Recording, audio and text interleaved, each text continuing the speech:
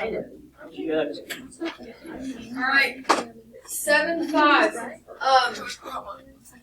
7.5 is solving trig equations. This is one of my favorite sections to cover because it is heavily Algebra 2. Let me give you a refresher of Algebra 2. For instance, this is a quadratic equation right here, and you learned, not in Algebra 2, but in Algebra 1, you learned that in solving quadratics in particular, you have three choices. You can solve by factoring, if it will factor. You can solve by square roots. Square roots is only an option when the bx term is missing. And what I mean by the bx term, let me write, is missing. You may want to write this down because this is laying the framework for how you're going to approach these trig equations that are to the second power. When I say the bx term is missing, I'm referring to quadratics in standard form is ax squared plus bx plus c. So when I say the bx term is missing, I'm basically saying one of the x terms is missing. There's still a squared in there, so it's the middle term that's missing.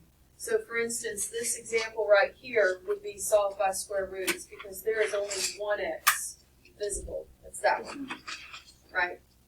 If there's more than one x, then you can't solve by square roots. You with me? Then of course there's solving by a quadratic function, or quadratic equation formula. I'll get there.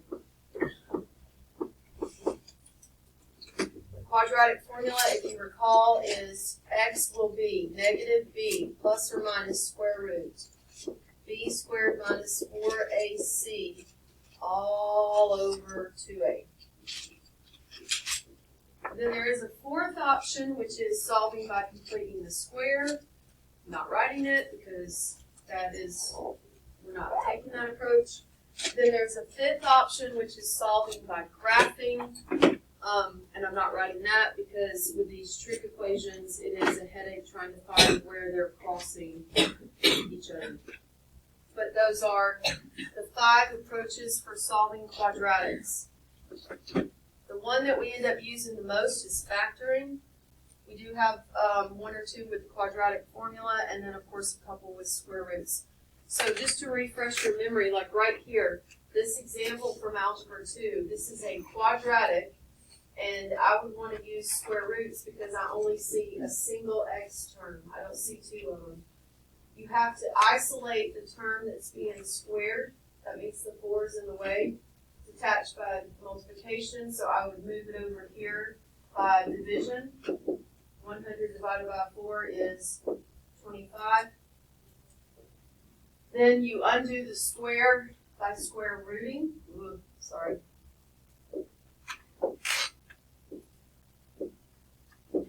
Here's what you have to remember. I'm going to change to blue. You have to remember that this 25 right here is the result of what number being squared? Well, it could be 5, right? Or it could be what? Negative 5. So here's what you have to remember to write, is that it's possibly from 5 times 5, or it's possibly from negative 5 times negative 5. We don't know, so you have to account for both. So we're right back at that, where you don't really know exactly where it came from, so you have to cover all your bases. All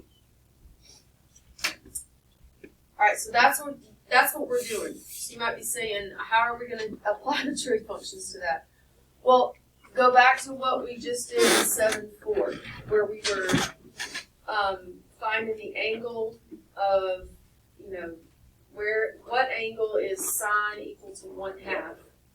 And then you have to use your rules to know what quadrant to look at, and then you just look at the formula sheet and you answer it. That's how we're solving here, okay? So look at this slide right here. And by the way, there's no slide for learning the new material. It's just we dive right into examples. So the entire lesson is 11 examples just showing you different approaches, okay? All right, so look at the first one. It says solve 2 cosine x equals -1. The first thing you might want to do is get a highlighter. Might help you with remembering what, like seeing what needs to move. If you don't want a highlighter, you could take your pencil and just box it in to say to yourself, okay, there's my trig function. The first step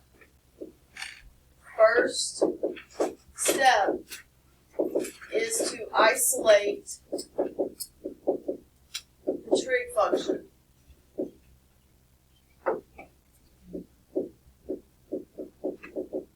Get the trig function by itself. So what's in the way? The 2's in the way. How's it attached?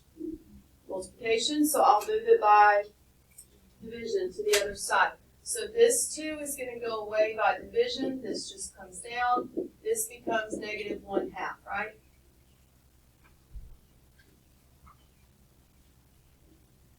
Now I want you to draw an arrow because now that we have the trig function by itself, here's what you're going to do now. You're going to use the unit circle to figure out the first 2 answers. When I say 2, I mean because of our rules with, our inverse functions. Also, because we are going to account for all possible answers. I'm going to show you how to do that when we get to the one answer. So look at this. Come right here and phrase the question. Remember, this is cosine of x equals 1/2. To solve this, it means to find out what x is, right? Which means it's the whole, what is the angle on the unit circle where the x value is -1/2. We just did that, right, from 7/4. So let's go right here and write it. What angle has cosine equal to -1/2? And remember, cosine means x.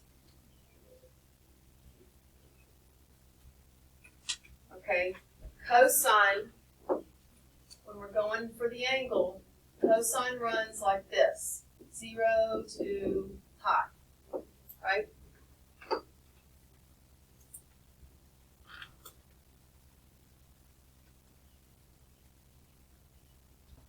Go to your, let me pull my unit circle up. Is that one? No. 6.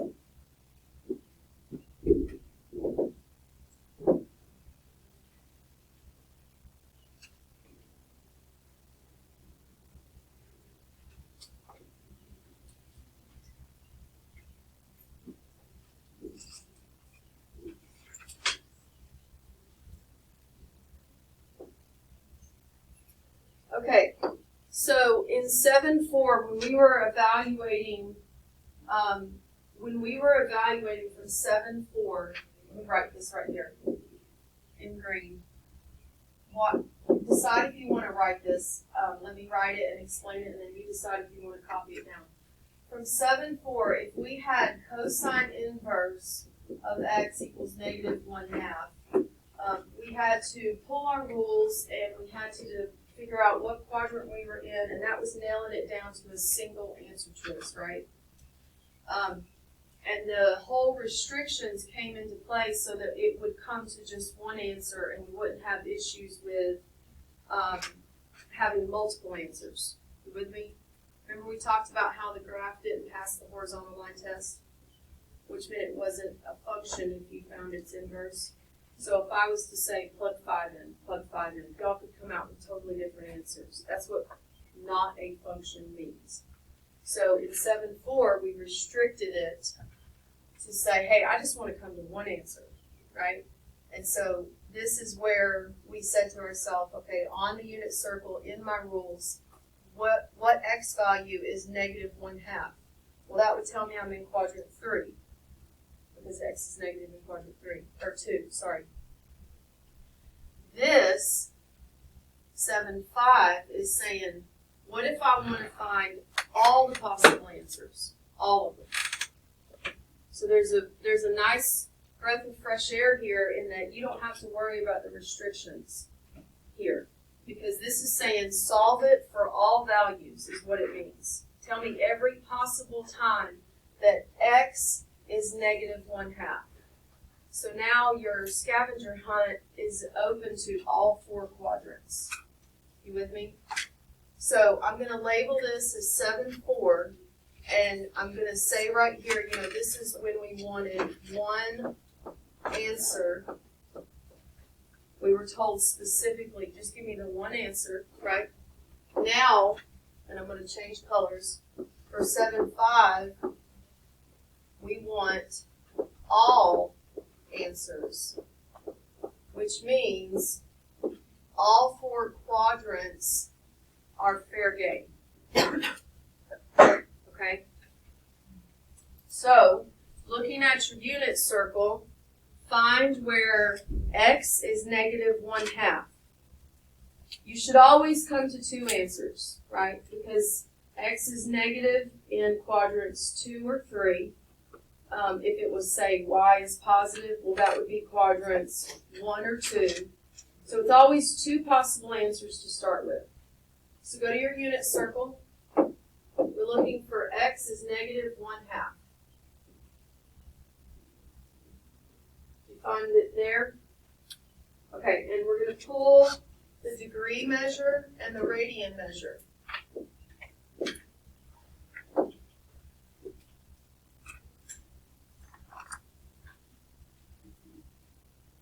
Just making sure everybody knows how I got these numbers that I'm about to write. Okay, so the answer in degrees. What was the first one from quadrant 2? It was, in degrees, it was 120, right? Yes? Okay, and then what about the second one, quadrant 3? 240. Okay, now let's repeat, but with the radian measure. What's the radian of 120? Okay, what's the radian of 240?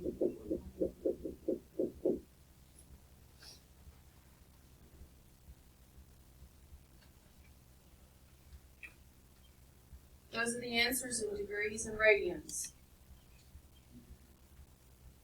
Go back to the concept of all answers though, right? Okay, so this means we need to account for what if the rotation is more than 360. Okay, I was just making sure it wasn't something that broke. What if the rotation is more than 360? So right here we say that x is going to be negative 1/2 at 120. Right? Okay, if I had a coterminal angle that landed in the same spot as 120, it would be separated by a rotation of 360 degrees, right? Every time I land on 120, am I doing it right?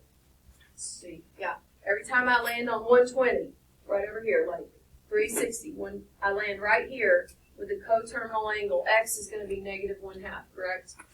So you have to account for that. So you just say, okay, plus any full rotation. Now we put a little variable next to this to say you could rotate 1 time, you could rotate 2 times, 3 times, 4 times, yada, yada, yada, yada. So this is saying it's going to land, x is going to be negative 1/2 at 120, and then any time you rotate a full 360, x will be negative 1/2. So we add this same expression right here. Now down here, we don't want to say 360. We want to say 2/5.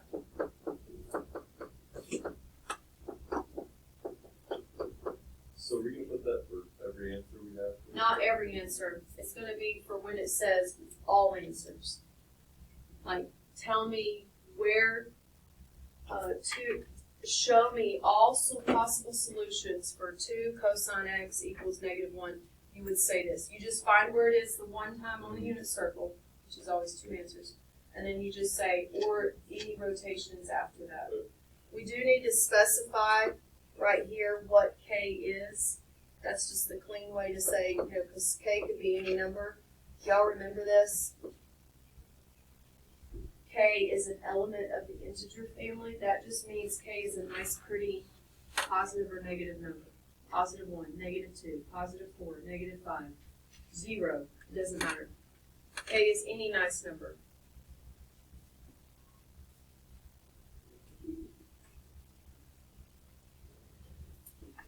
All right, so let me refresh. Isolate the trig function. Apply your mindset from 7-4. You know what angle has this value on the unit circle, but you're open to all four quadrants. You're always going to come to two answers, and then write them down. And then this new part right here is just saying plus any full rotation would also land you at cosine equals negative 1/2. Let me give you an idea of what that looks like. So you don't have to write this at all. All right. So 120 is about right there, and what was it? 240 is about right there, right? Okay. And so what we're saying is, where is x equal to negative 1/2? Well, it could be 120, or it could be 240, or it could be 120 plus 360, or it could be 240 plus 360. You see what I'm saying? So that's where this is accounting for all of the possible ways that x can be negative 1/2. Here's what it looks like graphically, which is why there are multiple right answers. You don't have to draw this if you don't want to. Here is the graph, the squiggly line, of 2 cosine x, and then negative 1 is this horizontal line right here. And the concept is, where do they meet? Well, you can see they're going to meet in multiple places. So by you saying where they just meet on the unit circle one time and then writing plus 360 or 2 pi, you're accounting for every single one of the possible answers. Okay? All you have to do is find the first two on the unit circle.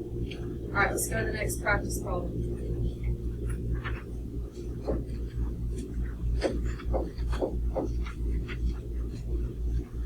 Solve 4 sine squared equals 1. Okay, what needs to move first? The 4's got to go. It's going to go by division. Right? How do you undo square? You square root. So I'm going to square root this and square root this. The square root of something squared cancels out. You need to remember, when you take the square root, you don't know where it came from. It could have come from positive times positive or negative times negative. So right here, I don't know if you want to change colors or make it bold or highlight it, you have to remember that plus or minus sign there.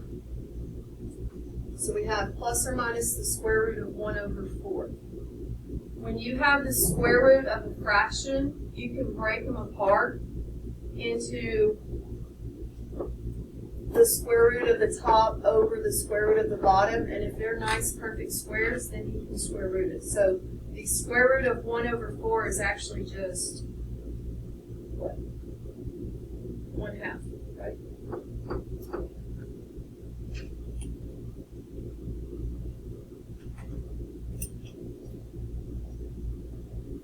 Okay, we need to make a special note right here because this didn't happen in the last one.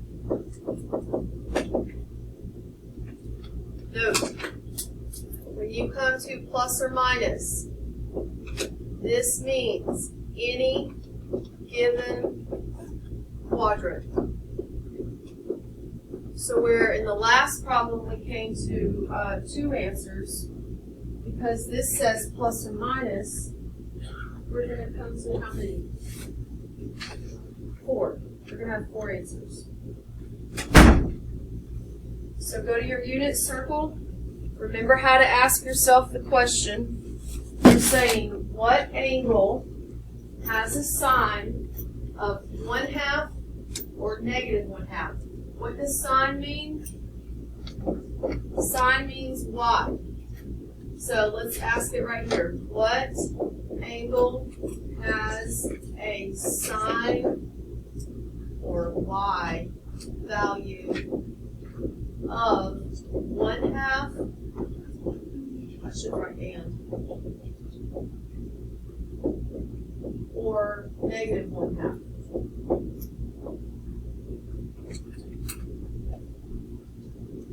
We're going to write our answer both in radians and degrees.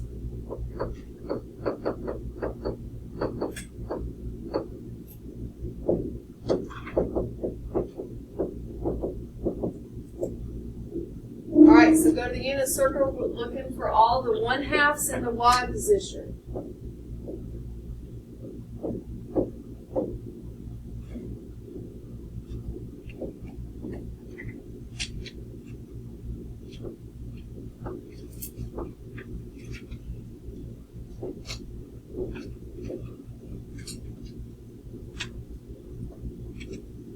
Alright, let's say you're doing this and you're going through the motions too fast, and this is what you came up with. Because I was just looking for the 1/2s or the negative 1/2s, right? What's the problem?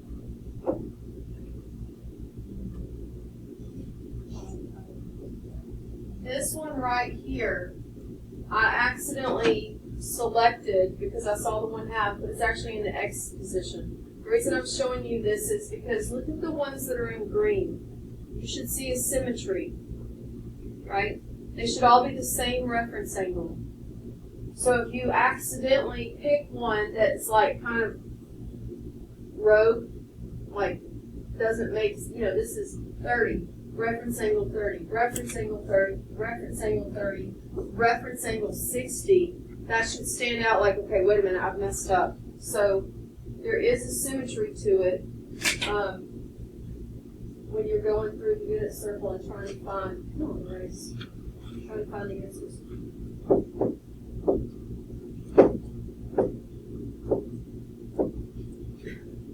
All right, so now we just list them. I just list in order. So you're going to write for the radians that it's pi over 6, 5 pi over 6, 7 pi over 6, and 11 pi over 6.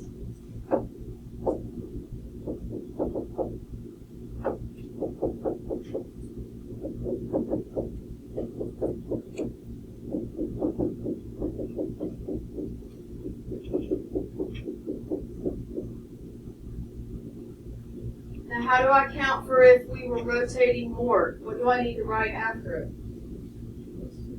Plus 2 pi, and then you need to put that k there to allow for more than just a single rotation.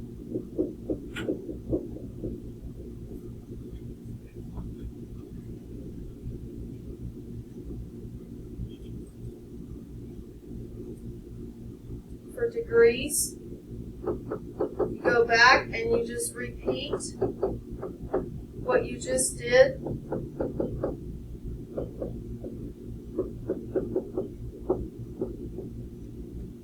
And we're going to account for the rotation by writing that we could add 360k to it.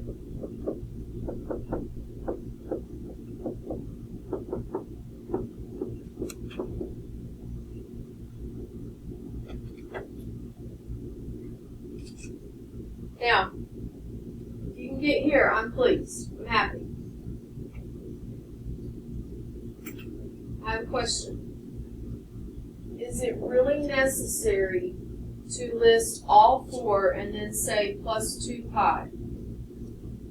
Or is there a way that I could list 2 answers plus something else, and I would hit the other two answers every time.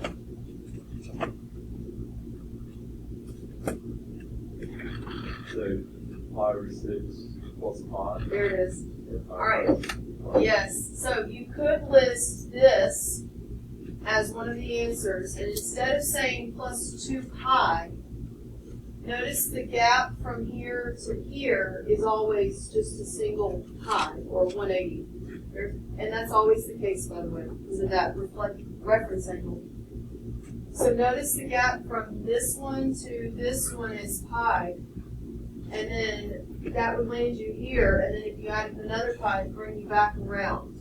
So that's one possible condensed answer. Another possible, now that doesn't hit these, right? The remaining green ones. So now I would have to say 5 pi over 6 plus pi would hit that one. You don't have to get there. You can stick with the 4 plus 2 pi, that's fine. But if you see that condensed way, then I would encourage you to go that way. It's where you're hitting the first two that are not separated by 180. And then you're just accounting for the 181 by saying plus pi instead of plus 2 pi. So here's what I want you to write next to it, a line like or. And then this last two will be accounted for if I take the first one and just say plus pi. And if I take the second one and say plus pi. That will cover all 4 answers and then beyond. And of course you would need to somewhere say where k is an integer. You would say k is an integer.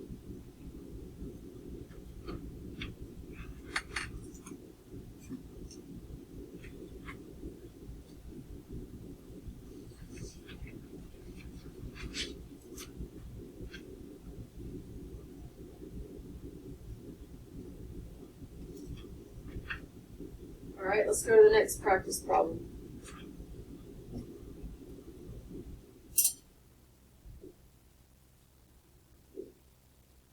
It's a tangent problem. Okay, first of all, look at the directions now. This says find all solutions, right?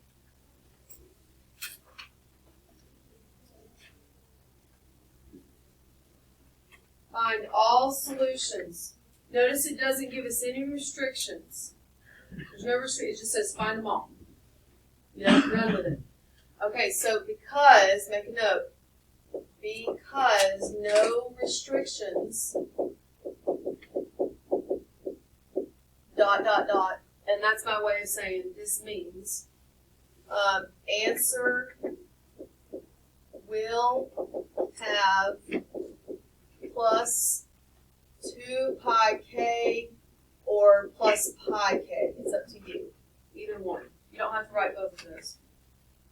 So if the directions say find all the solutions, and that's all it says, does it say anything about, a restriction on where they want you to answer between, then this tells you once you find your answer, you need to tack on the end of it plus 2 pi k. All right, so this goes back to what we did yesterday, tangent. So make a note. Recall, tan is found by dividing what over what? It's y over x, right?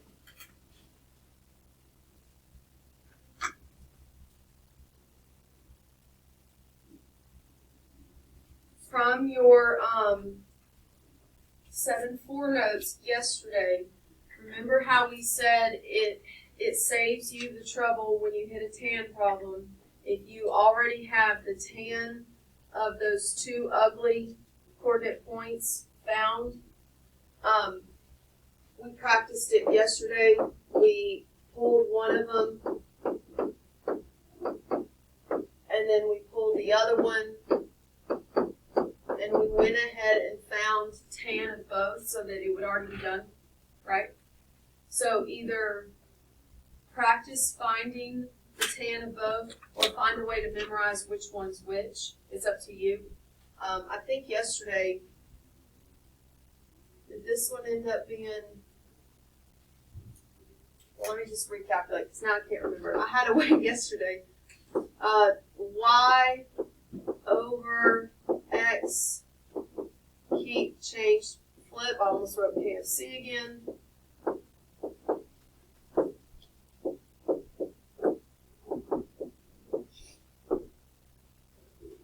That means this is the ugly one. Let me confirm. All right. Keep, change, flip.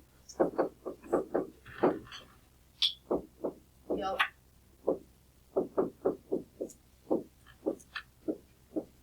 All right.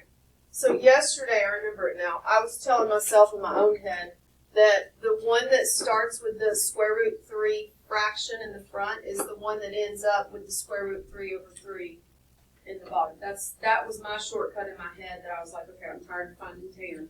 I got to find a way to remember this. And then this is the other one. So either know how to find tan or memorize that the tan of the one with the root 3 in the front is going to be the root 3 over 3 when we find it. Okay, so let's come back here. Let's pull that. So our scenarios for tan, if it's 1/2 and then root 3 over 2, that ends up being tan equals root 3. If it's root 3 over 2 and 1/2, that's tan equals root 3 over 3. So now that's done. I don't have to find that. So far, I haven't even started the problem. All I've done is pulled that messy tan info over to the side so that now once I attack the problem, all that thought process of what tan is already done. Does that make sense? It's like a pre-workout. You're kind of coming over here, warming up for tan so that when you get to the problem and actually have to answer the question, the work's already done. Okay? All right, so go to the problem. Remember what I said, you can either use a highlighter or you can box it in. You're trying to ask yourself what's in the way of that being by itself. So what's in the way? The -1. So I will divide both sides by -1.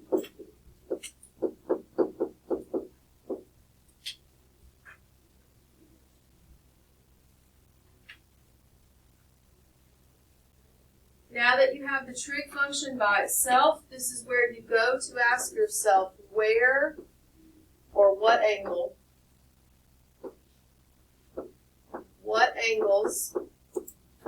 have a tan value equal to -√3. Okay, so before you start doing your look and find on your unit circle, you can narrow this down to 2 quadrants.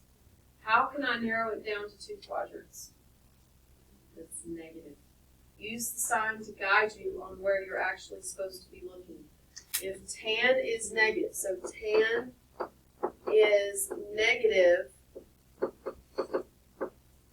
in what quadrants? That means y divided by x is negative, which means only one of them is negative. So that means you're in quadrants 2 or 4, right? I feel like I'm doing Saturday Night Live. 2 or 4? Yeah? That was perfect timing. Tan is negative in quadrant 2 and quadrant 4. So that's it. Now you go to quadrants 2 and 4, and which one am I looking for over here in my scenario? Now I want square root of 3, so I'm looking for where it's 1/2 comma root 3 over 2, right? Remember, we already took this thought process away. We already know that tan is square root of 3 from every single one of these coordinates. You're just now pulling them from quadrants 2 and 4. So tan is negative in quadrants 2 and 4, and we're going to look for the 1/2 square root 3 over 2. 2 and 4, square root 3, 1/2 square root 3 over 2. Right, there's that one. And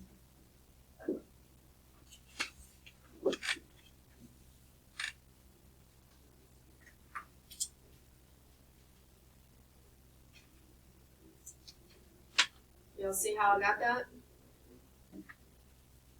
How I got there? So now it's copying the answers.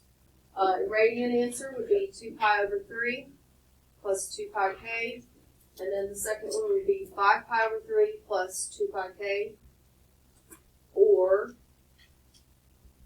is there a condensed answer?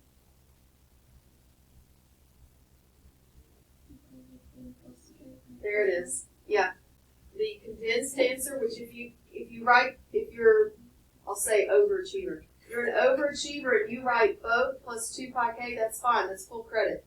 If you prefer the condensed one that encompasses it, then you would say it's 2 pi over 3 plus pi k. And that covers every answer. So let me come right here and let's write it. So we have our radians. We've got 2 pi over 3 plus 2 pi k, or 5 pi over 3 plus 2 pi k, and we said, I'm going to put dot, dot, dot, or you could say 2 pi over 3 plus, plus pi k. Either one. Degrees, same exact thing. So you've got 120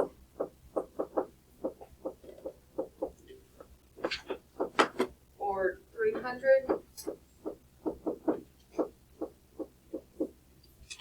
or what?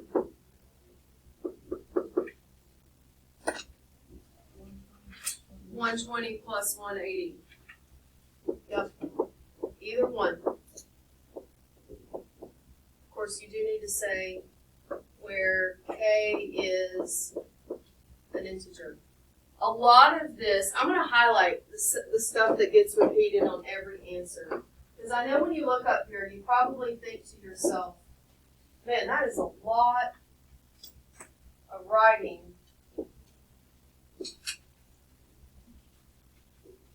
But everything in green, it gets repeated on every problem. So there's no thought process. You shouldn't have to really think there. It's the stuff before the green, you're pulling, that's where your actual answer is. And then the green part is where you're just saying, oh, let me also cover, if you're rotating.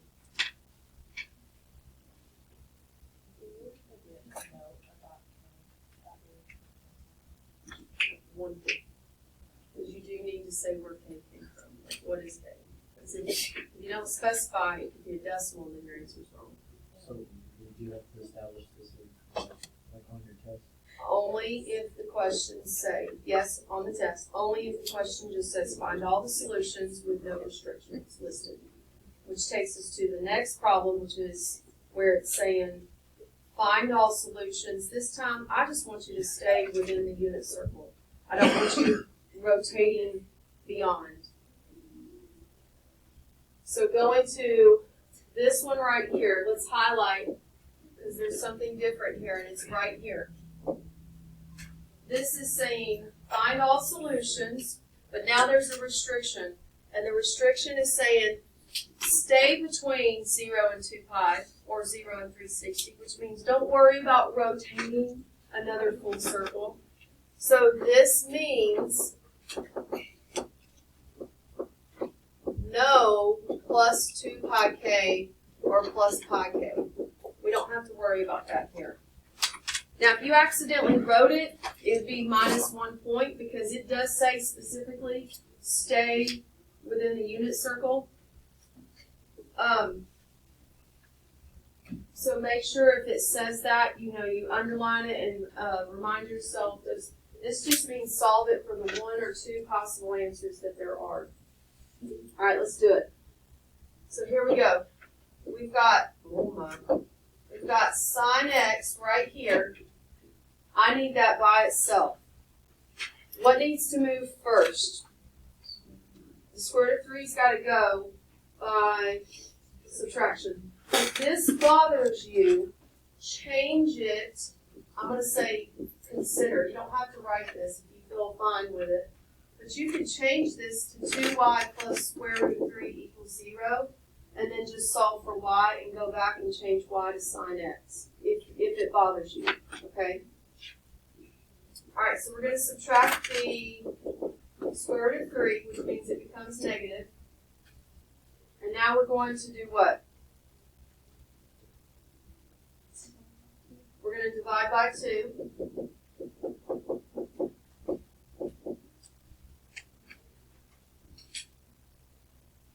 So now we have it down to the trig function is a value, so we're ready to ask ourselves what or where? Where is sine equal to negative square root of 3 over 2? So go to your unit circle. Sine means look for which one? Sine means look for the y value. On your unit circle, think about it. Y is negative in quadrants what? 3 and 4. If you'll look at the signs, that will narrow you down to the quadrants you need to be in. So you're not literally checking all 4 quadrants when 2 of them aren't possible. Sine's negative in quadrants 3 and 4.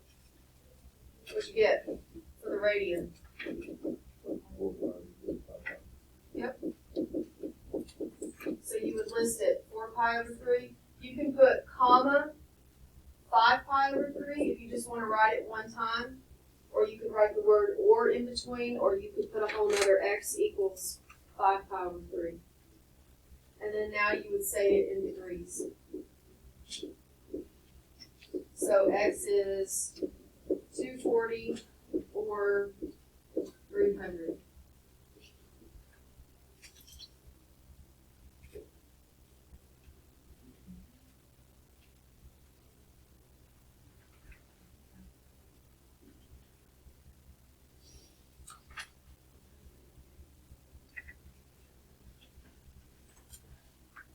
All right, look at this one. 2 cosine squared equals 1.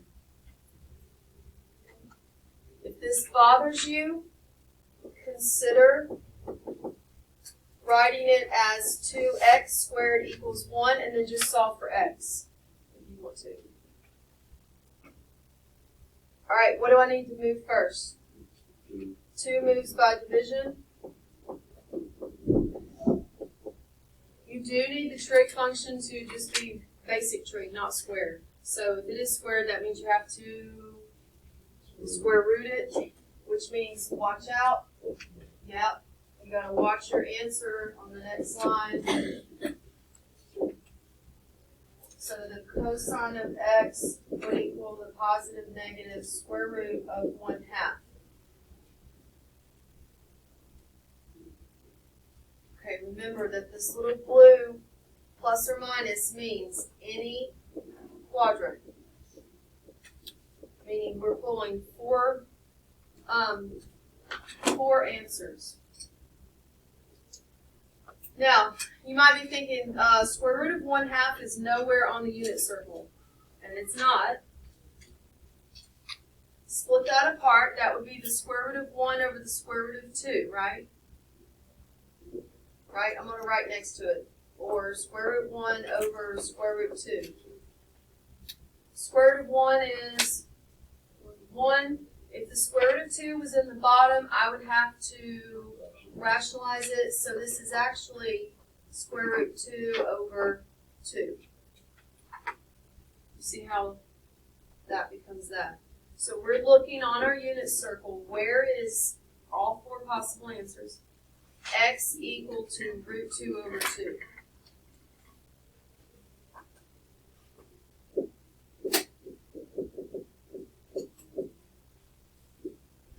And then I'm going to show you something neat once again. Now, you're totally allowed to sit here and list, what would it be, pi over 4, 3 pi over 4, 5 pi over 4, and 7 pi over 4, right?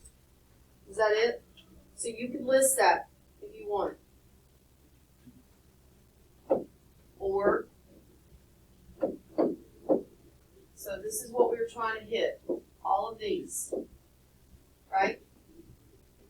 Okay, so the condensed form would be pi over 4 plus what? Pi. You don't have to. We're just covering on the unit circle. You might say, well, I thought you said this is just staying within the unit circle. It is. We're not throwing a k after it. We're just saying you could do pi over 4 plus pi, or what's the gap from 45 to 135? How many degrees? 90. What's 90 in radians? So you could say it's pi over 4 plus pi over 2 increments, and then you would have to specify, in that case, that you're adding it only 1 time, 2 times, or 3 times. It's up to you. I don't care which way you go. That might be like going overboard. That is bougie. It is extra. If you want to just come over here and say that it's pi over 4, 3 pi over 4, you can list these. 5 pi over 4, 7 pi over 4. You can list them. Okay? Nothing wrong with that. The degrees, of course, is 45, 135, 225. What's the other? 315? Right? Am I right? That's a great part.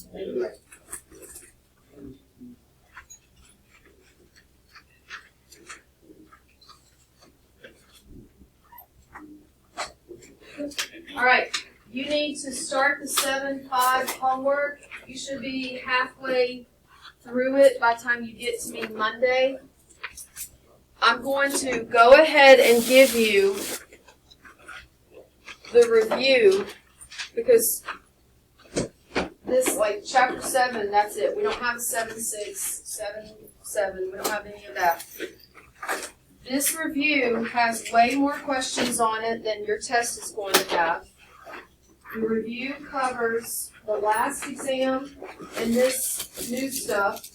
You will have your corrections on Monday, so you'll know exactly what you need to, well, y'all should already know what you need to study on the last exam. Y'all should know what you didn't feel confident about.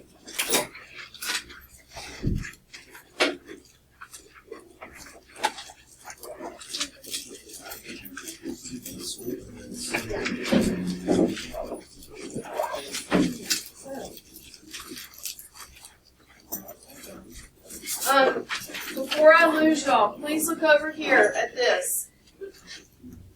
This right here. We're on the 24th. We have 4 school days next week. The exam, I'm shooting for Wednesday, but that's only going to work with your full cooperation. I will tell you right now, if it's not Wednesday, it's Thursday, regardless, because we are not pushing this exam to after spring break, because the grades will be horrible. Because I know y'all deserve spring break, just like anybody does. So, please put this as a priority over the weekend. Okay? Don't come to me Monday having not looked at this or tried anything or made progress over the weekend, so we can have that exam next week.